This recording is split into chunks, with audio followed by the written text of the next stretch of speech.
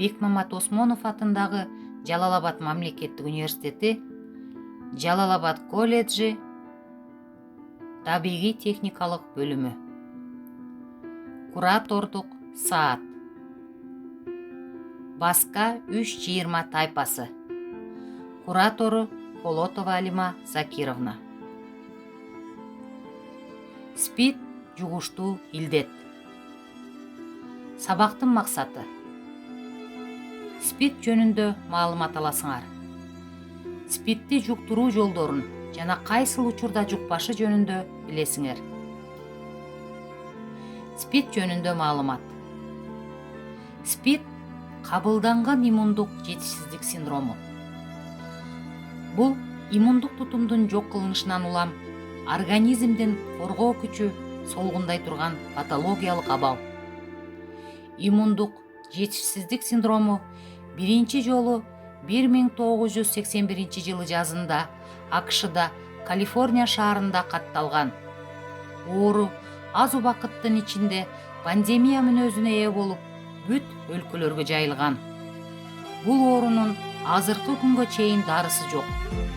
СПИД менен ооруган адам түрдүү ооруларга туруштук бере албай каза болот. Ушул себептен Бириккен Улуттар уюму тарабынан 1988 жылдан баштап 1 декабрь бүткүл дүйнөлүк СПИДке каршы күрөшүү күнү деп белгиленип келет.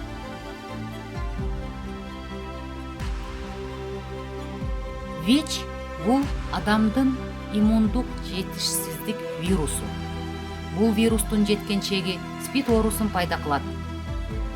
Республикалык СПИД бирикмесинин маалыматына ылайык, Кыргызстанда 2020 жылдын 10 октябрына карата ВИЧ жугузуп алган адамдардын саны 9604-кө жетти.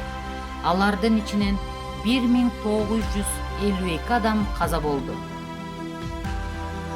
СПИДти жуктуруунун жолдору. СПИДти жуктуруунун негизги 3 жолу бар. Жыныстык жол. Эркектен аялга, аялдан эркекке корголбогон жыныстык катнаш учурунда жугат. Экинчиси кан аркылуу. Колдонулган шприц аркылуу донордук кан куюуда, кулак көзөөдө, татуировка түшүрүүдө, аспаптарда калган бузук кан аркылуу жугат. Үчүнчүсү энеден балага. Оорулуу эне вирусту балага кош бойлуу кезинде, төрөгөндө же эмизгенде бериши мүмкүн. СПИД кайсыл учурларда жукпайт? ВИЧ төмөнкү учурларда жукпайт. ВИЧ алып жүргөн адам менен сууга түшкөндө, бир идиш аяк менен колдонгондо, бир daarаткана менен колдонгондо, спорт менен машыгып жатканда, чымын чиркей чакканда, сүйлөшкөндө, кол кармашканда, кучакташканда жана өбүшкөндө.